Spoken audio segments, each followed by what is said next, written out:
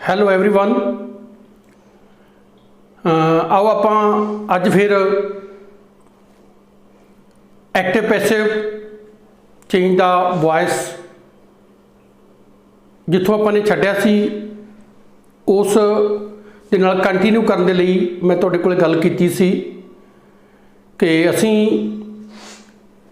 Active ਤੇ passive ਨੂੰ define ਕਿਵੇਂ ਕਰਦੇ ਹਾਂ।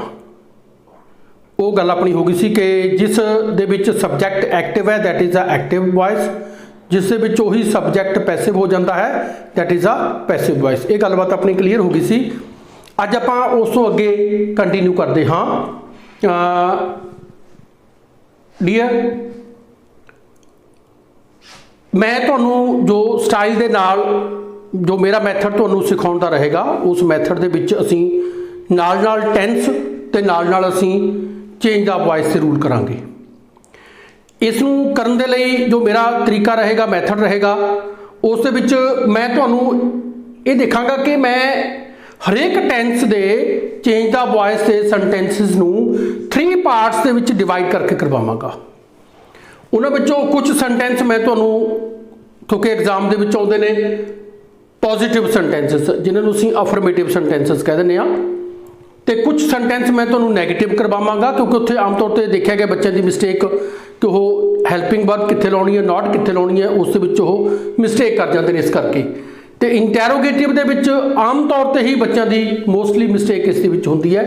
असीं तीनों पार्ट्स नूं लैके असीं डिस्कस करांगे कि affirmative negative and interrogative sentences 3 types का। सो ओके अज असीं जो बेसिक पहली गल तो सानू बेसिक रूल समझ लेना चाहिए।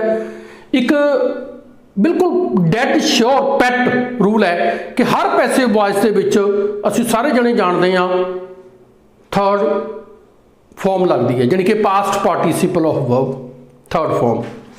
सो इस करके ये गल नूं असीं नहीं भुलना कि पैसिव वॉइस के विच होर जदों असीं चेंज द वॉइस के जिन्ने भी रूल देखते हैं होर किसी दे विच भी कोई अजिहा कॉमन पॉइंट नहीं हैगा जिसनूं कि असीं बेस मन के अगे चल सकीए। इको एक पॉइंट है वो की है कि सारे के सारे पैसिव वॉइस के विच ऑलवेज असीं यूज़ करते हैं थर्ड फॉर्म ऑफ वर्ब। सो इस करके मैं इसनूं बेस लैके जिन्ने भी असीं टेंसिस के अकॉर्डिंग रूल रेगुलेशन करांगे असीं इसनूं बेस लैके चलांगे। डी स्टूडेंट्स अज साडे कोले मैं फर्स्ट ऑफ ऑल कर रहा प्रेजेंट इंडेफिनिट टेंस।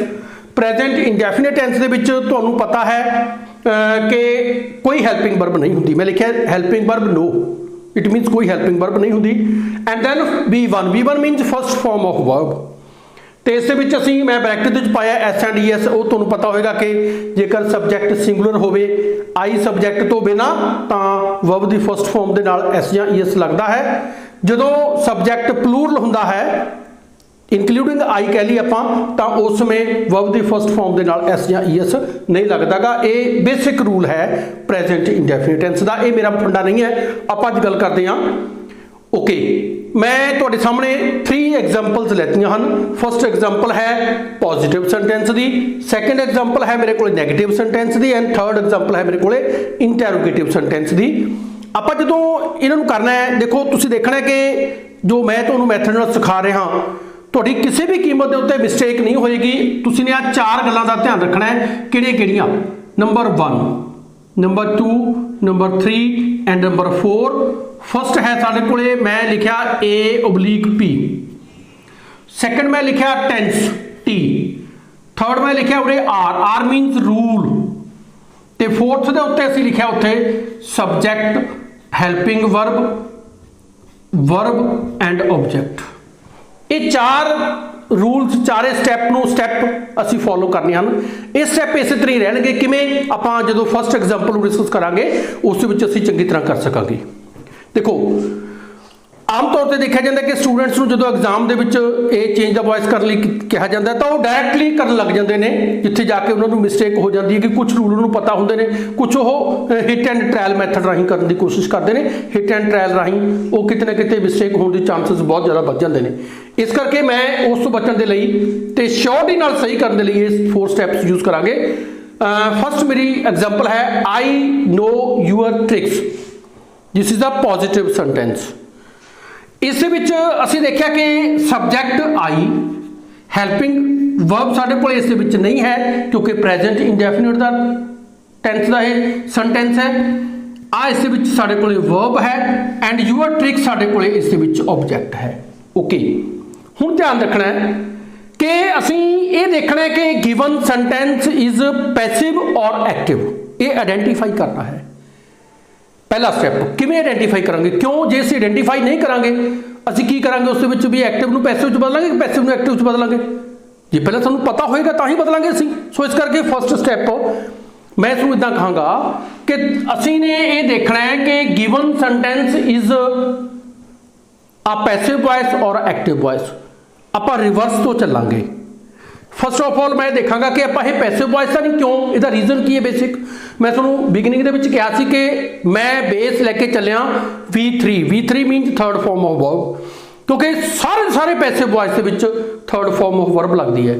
इस करके तो असीं फर्स्ट ऑफ ऑल ये देखना टेंस दे विच, सेंटेंस दे विच भी थर्ड फॉर्म है तां नहीं, no is a first form.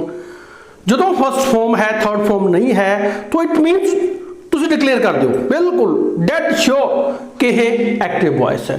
जदों यह एक्टिव है तो इसका मतलब असीं इसनूं हुण असीं कन्फर्म हो गए, असीं 100% इसनूं पैसिव वॉइस दे विच ही चेंज करना है। पहला स्टैप ये जरूरी है। ओके, जदों असीं पहला जे पैसिव हुंदा फिर असीं एक्टिव करदे, जे एक्टिव हुंदा तां पैसिव, दोनों तरह के एग्जाम दे विच आउंदे ने।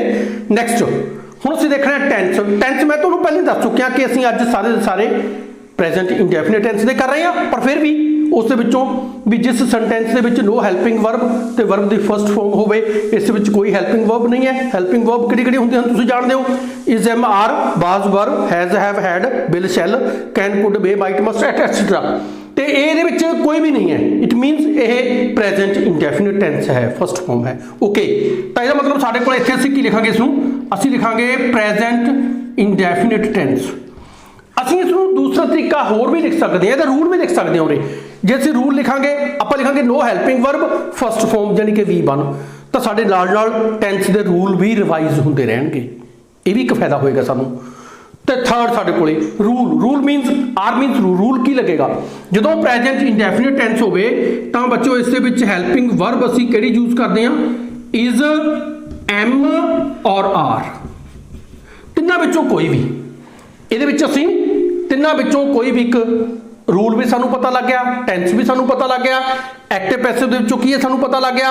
हुण लास्ट दे उत्ते आ गए साडे कोले इहदे जिहड़े पार्ट्स हुंदे ने सेंटेंस दे हरेक दे, सबजैक्ट, वर्ब एंड ऑब्जैक्ट। हुण असीं किवें करांगे इसनूं पैसिव वॉइस, असीं ये कॉमन रूल है कि ऑलवेज असीं ऑब्जैक्ट नूं सबजैक्ट विच चेंज करदे हां। इसनूं मैं इस तरह डिनोट करदा हां, ध्यान देना है, दोनों पासे एरो लगेगी, तो इट मीन साडे कोले एक कॉमन रूल है, these two are the common rules in the change of the voice. As to subject to object, object to subject. इत्थे साडे कोले ऑब्जैक्ट है यूअर ट्रिक्स, तो यूअर ट्रिक्स पैसिव वॉइस बनाउण लग्गिया ये अगे आ जाएगा।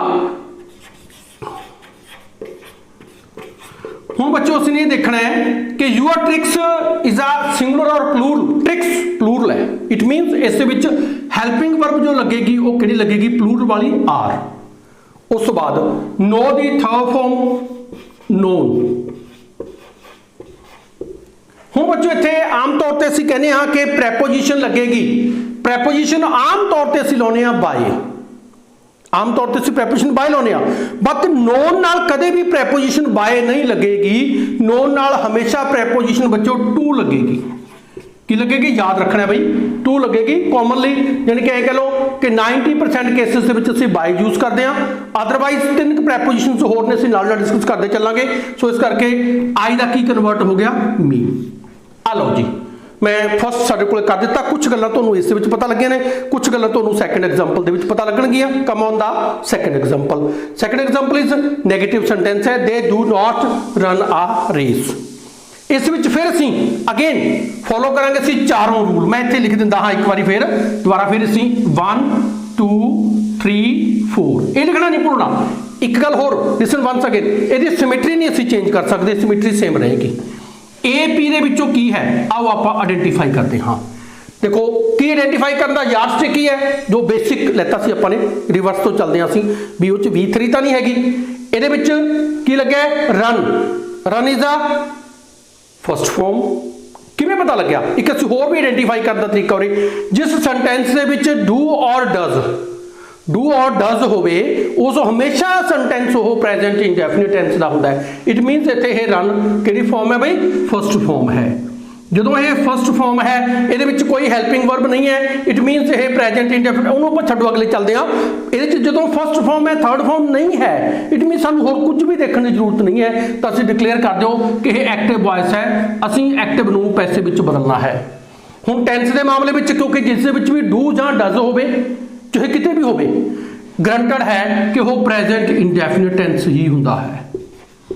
ओके, तो हुण रूल के तौर के उत्ते फिर बच्चों असीं उही गल करनी इस विच, इज एम आर कदों लगदा है, जदों गिवन सेंटेंस एक्टिव वॉइस के विच प्रेजेंट इंडेफिनिट टेंस के विच होवे, ते लास्ट के उत्ते असीं बच्चों ही सब्जैक्ट ऑब्जैक्ट नूं आइडेंटिफाई करके फिर असीं नहीं चलना है, ध्यान रखना इस गल का।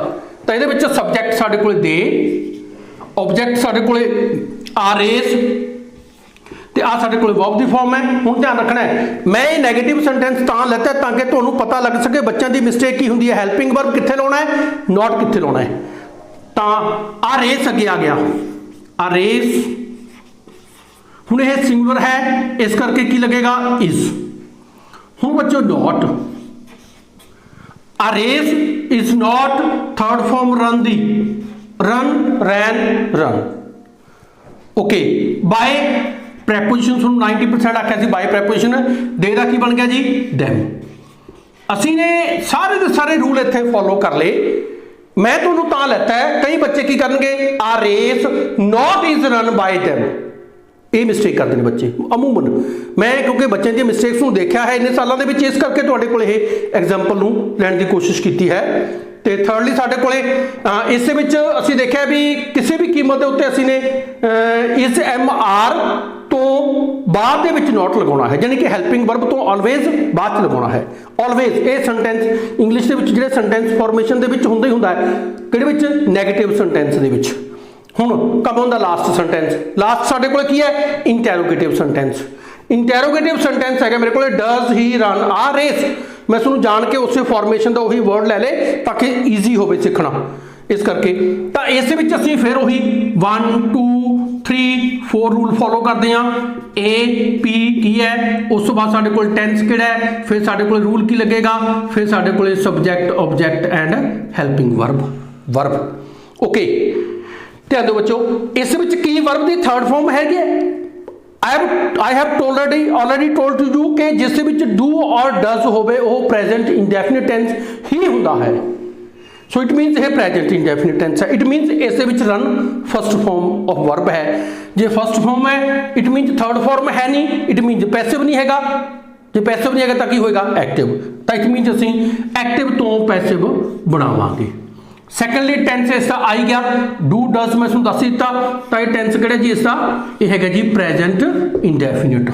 तो थर्ड बच्चों रूल आप बार बार कर रहे हैं कि प्रेजेंट इंडेफिनिट टेंस के विच helping verb is am are. Third form मैंने कहने की जरूरत नहीं है क्योंकि ऑलवेज असीं पैसिव वॉइस के विच थर्ड फॉर्म। एक होर गल उन्हें बच्चों की जी बच्चे मिस्टेक करते, लिसन इनू ध्यान नाल सुनना है कि असीं देखते हैं कि असीं इत्थे चेंज द वॉइस कर रहे हैं, ना कि असीं ट्रांसफॉर्मेशन ऑफ सेंटेंस कर रहे हैं।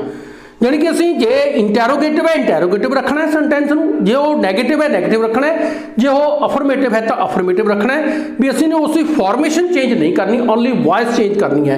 बच्चे ये भी एक मिस्टेक कर जाते हैं, इको कन्फ्यूज हो जाते हैं नरेशन ते इस विच, वो भी नहीं अपने होनागा। तो इस विच बच्चों ਇਹਦਾ मतलब ਜਿਹੜੇ जिन्ने भी साडे कोले इंटैरोगेटिव सेंटेंस ने कित्थों स्टार्ट होंदे ने, हैल्पिंग वर्ब तो और डब्ल्यू फैमिली के वर्ड तो। इत्थे ये डज तो स्टार्ट होया, इट मीनस हैल्पिंग वर्ब तो स्टार्ट होएगा, इहदे विच सब्जैक्ट किहड़ा बई ही, इस विच वर्ब की फॉर्म की है रन, आर एस की है साडे कोले ऑब्जैक्ट। ओके, हुण ऑब्जैक्ट ने सब्जैक्ट बनना है, आर एस सिंगुलर है, इस करके इत्थे स्टार्ट किसों होएगा जी, ये सिंगुलर नाल, इज आर एस। उस बाद इस विच की लगेगा, हुण बच्चों third form is R S, third form run दी मैं तुहानूं पहले दस चुकिया, रन रैन रन। ਹੁਣ ਬੱਚੋ ਪ੍ਰੈਪੋਜੀਸ਼ਨ ਬਾਏ ਹੀ ਦਾ ਕੀ ਬਣ ਗਿਆ ਹਿਮ। ਧਿਆਨ ਰੱਖਣਾ ਹੈ ਜੇਕਰ ਤੁਸੀਂ ਅਖੀਰ ਦੇ ਉੱਤੇ ਸਾਈਨ ਆਫ ਇੰਟਰੋਗੇਸ਼ਨ ਨਹੀਂ ਲਗਾਉਂਦੇ ਤਾਂ ਇਟ ਮੀਨਸ ਬਹੁਤ ਵੱਡੀ ਬਲੰਡਰ ਮਿਸਟੇਕ ਕਰ ਰਹੇ ਹੋਵਾਂਗੇ ਅਸੀਂ, ਕਿਉਂਕਿ ਇਸੇ ਨੇ ਹੀ ਆਇਡੈਂਟੀਫਾਈ ਕਰਨਾ ਹੈ 100% ਸ਼ੋਰ ਕਰਨਾ ਹੈ ਕਿ ਇਹ ਇੰਟਰੋਗੇਟਿਵ ਸੈਂਟੈਂਸ ਹੈ। ਤਾਂ ਇਹ ਸਾਡੇ ਕੋਲੇ ਤਿੰਨ ਤਰ੍ਹਾਂ ਦੇ ਅਸੀਂ ਨੇ ਸੈਂਟੈਂਸ ਲੈ ਕੇ ਇਸ ਨੂੰ ਅਸੀਂ ਨੇ ਡਿਸਕਸ ਕੀਤਾ ਹੈ। ਤੇ ਇਹ ਜਿਹੜੀ ਡਿਸਕਸ਼ਨ ਹੈ ਇਸ ਦੇ ਵਿੱਚ ਮੈਂ ਇੱਕ ਵਾਰੀ ਤੁਹਾਨੂੰ ਥੋੜਾ ਮੋਟੇ ਰੂਪ ਦੇ ਵਿੱਚ ਰਿਵਾਈਜ਼ ਕਰ ਦਿੰਦਾ ਹਾਂ ਕਿ ਅਸੀਂ ਨੇ ਇੱਕ ਗੱਲ ਸਾਰੇ ਦੇ ਸਾਰੇ ਪੈਸਿਵ ਵੌਇਸ ਦੇ ਵਿੱਚ ਆਲਵੇਜ਼ ਵਰਬ ਦੀ ਥਰਡ ਫਾਰਮ ਲੱਗਦੀ ਹੈ। ਸਾਰੇ ਐਕਟਿਵ ਟੂ ਪੈਸਿਵ ਬਣਾਉਣ ਦੇ ਵਿੱਚ ਅਸੀਂ subject to object, object to subject change ਕਰਦੇ ਹਾਂ। ਇੱਕ ਅਸੀਂ ਧਿਆਨ ਰੱਖਣਾ ਹੈ ਤੇ ਟੈਂਸ ਦੀ ਪਹਿਚਾਣ ਕਰਨ ਲੱਗਿਆ ਜਿਸ ਵੀ ਸੈਂਟੈਂਸ ਦੇ ਵਿੱਚ ਡੂ ਔਰ ਡਜ਼ ਲੱਗਿਆ ਹੋਏਗਾ ਉਹ ਆਲਵੇਜ਼ ਪ੍ਰੈਜ਼ੈਂਟ ਇੰਡੈਫੀਨਿਟ ਟੈਂਸ ਹੀ ਹੋਏਗਾ। ਤੇ ਪ੍ਰੈਜ਼ੈਂਟ ਇੰਡੈਫੀਨਿਟ ਟੈਂਸ ਦੀ ਹੋਰ ਪਹਿਚਾਣ ਵਿੱਚ ਕੋਈ ਹੈਲਪਿੰਗ ਵਰਬ ਨਹੀਂ ਹੁੰਦੀ, ਵਰਬ ਦੀ ਫਸਟ ਫਾਰਮ ਹੁੰਦੀ ਹੈ। ਤੇ ਜਦੋਂ ਤੁਸੀਂ ਨੇ ਕਿਸੇ ਸੈਂਟੈਂਸ ਨੂੰ ਕਰਨਾ ਹੈ ਤਾਂ ਆ 4 ਸਟੈਪ ਫੋਲੋ ਕਰਨੇ ਨੇ। ਮੈਂ ਪਹਿਲੀ ਐਗਜ਼ਾਮਪਲ ਤੁਹਾਨੂੰ ਦਿੱਤੀ ਸੀ ਆਈ ਨੋ ਯੂਅਰ ਟ੍ਰਿਕਸ। ਇਸ ਦੇ ਵਿੱਚ ਅਸੀਂ ਪਹਿਲਾ ਸਟੈਪ ਕੀ ਲੈਣਾ ਹੈ ਏ ਔਰ ਪੀ। ਏ ਔਰ ਪੀ ਨੂੰ ਕਿਵੇਂ ਅਸੀਂ ਆਇਡੈਂਟੀਫਾਈ ਕਰਨਾ, ਕਿਵੇਂ ਲੱਭਣਾ ਹੈ, ਉਹ ਲੱਭਿਆ ਜਾਏਗਾ ਬੱਚੋ ਅਸੀਂ ਪੁੱਠੇ ਚੱਲਣਾ ਹੈ। ਪੁੱਠੇ ਕਿਵੇਂ ਵੀ ਇਹ ਪੈਸਿਵ ਹੈਗਾ ਕਿ ਨਹੀਂ ਹੈਗਾ, ਅਸੀਂ ਇਸ ਤਰ੍ਹਾਂ ਦੇਖਣਾ ਹੈ। ਕਿਉਂ ਕਿ ਰੀਜ਼ਨ ਕੀ ਅਸੀਂ ਐਕਟਿਵ ਕਿਉਂ ਨਹੀਂ ਦੇਖਦੇ, ਕਿਉਂਕਿ ਜਦੋਂ ਅਸੀਂ ਐਕਟਿਵ ਦੇਖਦੇ ਹਾਂ ਐਕਟਿਵ ਦੇ ਵਿੱਚ ਬਹੁਤ ਸਾਰੀ ਡਾਈਵਰਸਿਫਿਕੇਸ਼ਨ ਹੈ, ਬਹੁਤ ਸਾਰੇ ਰੂਲ ਨੇ, ਬਹੁਤ ਸਾਰੀਆਂ ਵੈਰਾਈਟੀਜ਼ ਨੇਗੀਆਂ, ਸਾਨੂੰ ਲੱਭਣ ਲੱਗਿਆ ਦਿੱਕਤ ਆਉਂਦੀ ਹੈ। ਪੈਸਿਵ ਦਾ ਇੱਕ ਕਾਮਨ ਰੂਲ ਹੈ। ਕਾਮਨ ਰੂਲ ਕੀ ਹੈ ਵੀ ਉਹਦੇ ਵਿੱਚ ਆਲਵੇਜ਼ ਵਰਬ ਦੀ ਥਰਡ ਫਾਰਮ ਹੁੰਦੀ ਹੈ, ਇਸ ਕਰਕੇ ਅਸੀਂ ਨੇ ਥਰਡ ਫਾਰਮ ਦੇਖਣੀ ਹੈ ਪਹਿਲਾਂ। ਸੋ ਇਸ ਦੇ ਵਿੱਚ ਨੋ ਫਸਟ ਫਾਰਮ ਹੈ। ਜਦੋਂ ਅਸੀਂ ਦੇਖਿਆ ਨੋ ਫਸਟ ਫਾਰਮ ਹੈ then you have to declare ਕਿ ਇਹ ਐਕਟਿਵ ਵੌਇਸ ਹੈ। ਓਕੇ, ਜੇ ਇਹ ਐਕਟਿਵ ਵੌਇਸ ਹੈ ਤਾਂ ਅਸੀਂ ਇਸ ਨੂੰ ਐਕਟਿਵ ਨੂੰ ਕਾਸ ਵਿੱਚ ਚੇਂਜ ਕਰਨਾ ਬਈ ਪੈਸਿਵ ਦੇ ਵਿੱਚ। ਦੈਨ ਹੁਣ ਬੱਚੋ ਇਸ ਦੇ ਵਿੱਚ ਨੋ ਫਸਟ ਫਾਰਮ ਹੈ, ਹੈਲਪਿੰਗ ਵਰਬ ਨਹੀਂ ਹੈ, ਇਟ ਮੀਨਸ ਸਾਡੇ ਕੋਲੇ ਪ੍ਰੈਜ਼ੈਂਟ ਇੰਡੈਫੀਨਿਟ ਟੈਂਸ ਹੈ। ਤੇ ਰੂਲ ਇਹ ਕਹਿੰਦਾ ਜਦੋਂ ਪ੍ਰੈਜ਼ੈਂਟ ਇੰਡੈਫੀਨਿਟ ਟੈਂਸ ਹੋਵੇ ਚੇਂਜ ਦਾ ਵੌਇਸ ਦੇ ਵਿੱਚ ਅਸੀਂ ਹੈਲਪਿੰਗ ਵਰਬਸ ਕਿਹੜੀ ਯੂਜ਼ ਕਰਦੇ ਹਾਂ ਇਜ਼, ਐਮ, ਆਰ। ਤੇ ਲਾਸਟ ਦੇ ਉੱਤੇ ਸਬਜੈਕਟ ਆਬਜੈਕਟ ਵਰਬ ਤੇ ਹੈਲਪਿੰਗ ਵਰਬ ਦੀ ਆਇਡੈਂਟੀਫਿਕੇਸ਼ਨ ਹੈ I know your tricks. Okay, ਤਾਂ your tricks are known to me ਕਿਵੇਂ ਬਣ ਗਿਆ, ਅਸੀਂ ਆਈ ਨੂੰ ਉਰੇ ਪੈਸਿਵ ਕਰਤਾ। ਮੈਂ ਤੁਹਾਨੂੰ ਜਦੋਂ ਐਗਜ਼ਾਮਪਲ ਦਿੱਤੀ ਸੀ ਵੀ ਇਸ ਦੇ ਵਿੱਚ ਆਈ ਸਬਜੈਕਟ ਪੈਸਿਵ ਹੋ ਗਿਆ, ਇਸ ਕਰਕੇ ਇਹ ਪੈਸਿਵ ਹੈ। ਇਹਦੇ ਵਿੱਚ ਸਬਜੈਕਟ ਐਕਟਿਵ ਹੈ, ਇਹਦੇ ਵਿੱਚ ਉਹੀ ਸਬਜੈਕਟ ਪੈਸਿਵ ਹੋ ਗਿਆ, ਇਸ ਕਰਕੇ ਪੈਸਿਵ ਵੌਇਸ ਬਣ ਗਿਆ। ਤਾਂ ਆਰ ਟ੍ਰਿਕਸ ਉਰੇ ਪਲੂਰਲ ਹੈ, ਇਸ ਕਰਕੇ are known to me. Known ਨਾਲ ਹਮੇਸ਼ਾ ਵਾਸਤੇ ਪ੍ਰੈਪੋਜੀਸ਼ਨ ਟੂ ਲੱਗਦੀ ਹੈ, ਯਾਦ ਰੱਖਣੀ ਗੱਲ। ਦੇ do not run a race, ਇਸ ਦੇ ਵਿੱਚ ਫਿਰ ਸਿਮਿਲਰਿਟੀ ਆ, ਚਾਰੇ ਰੂਲ ਫੋਲੋ ਕਰਨੇ ਨੇ। ਤਾਂ ਇਹਦੇ ਵਿੱਚ ਬੱਚੋ ਆ ਰੇਸ ਇਜ਼ ਕਿਉਂਕਿ ਸਿੰਗੂਲਰ ਹੈ, ਆ ਰੇਸ ਇਜ਼ ਨਾਟ, ਇੱਥੇ ਯਾਦ ਰੱਖਣੀ ਗੱਲ ਨਾਟ ਹਮੇਸ਼ਾ ਆਪਣਾ ਹੈਲਪਿੰਗ ਵਰਬ ਤੋਂ ਬਾਅਦ ਚ ਲੱਗੇਗਾ, ਅੱਗੇ ਲੱਗੇਗਾ। A race is run by them. Next ਵੀ does he run a race, ਇਹ ਇੰਟਰੋਗੇਟਿਵ ਹੈ। ਇੰਟਰੋਗੇਟਿਵ ਨੂੰ ਅਸੀਂ ਹੋਰ ਵੀ ਡਿਸਕਸ ਐਗਜ਼ਾਮਪਲਾਂ ਲੈ ਕੇ ਕਰਾਂਗੇ। ਤਾਂ ਇਹ ਹੋਏਗਾ ਬੱਚੋ ਆਪਣੇ ਕੋਲੇ is a race run by him. Interrogation ਨਹੀਂ ਬਣਾਉਣਾ, ਇੱਕ ਅਸੀਂ ਨੇ ਇਹਦੀ ਫਾਰਮੇਸ਼ਨ ਚੇਂਜ ਨਹੀਂ ਕਰਨੀ, ਇਹ ਵੀ ਆਪਾਂ ਨੇ ਪੂਰਾ ਧਿਆਨ ਚ ਰੱਖਣਾ ਹੈ। ਸੋ ਆ ਚਾਰੋਂ ਜਦੋਂ ਤੁਸੀਂ ਕੋਈ ਵੀ ਕਿਤੇ ਵੀ ਚੇਂਜ ਦਾ ਵੌਇਸ ਕਰਨਾ ਹੈ ਆ ਚਾਰੋਂ ਸਟੈਪ ਕਵਰ ਕਰਨੇ ਹਨ। ਕਵਰ ਕਰਨ ਤੋਂ ਬਾਅਦ ਜਦੋਂ ਤੁਸੀਂ ਕਰੋਗੇ ਆਈ ਐਮ ਸ਼ੋਰ ਕਿ ਤੁਹਾਡੀ ਕਿਸੇ ਕਿਸਮ ਦੀ ਕੋਈ ਗਲਤੀ ਉਸ ਵਿੱਚ ਨਹੀਂ ਹੋਏਗੀ। ਤੇ ਅਸੀਂ ਇਸ ਤਰ੍ਹਾਂ ਕਰਾਂਗੇ ਫਿਊਚਰ ਦੇ ਵਿੱਚ, ਅਸੀਂ ਆਉਣ ਵਾਲੇ ਸਮੇਂ 'ਚ ਹੋਰ ਅਸੀਂ ਗੱਲਬਾਤ ਅਗਲੇ ਲੈਸਨ ਦੇ ਵੀ ਲੈਕਚਰ ਦੇ ਵਿੱਚ ਕਰਾਂਗੇ। ਅੱਜ ਦਾ ਲਈ ਇੰਨਾ ਹੀ। ਸੋ ਮਚ ਥੈਂਕ ਯੂ, ਮਿਲਦੇ ਹਾਂ ਜੀ।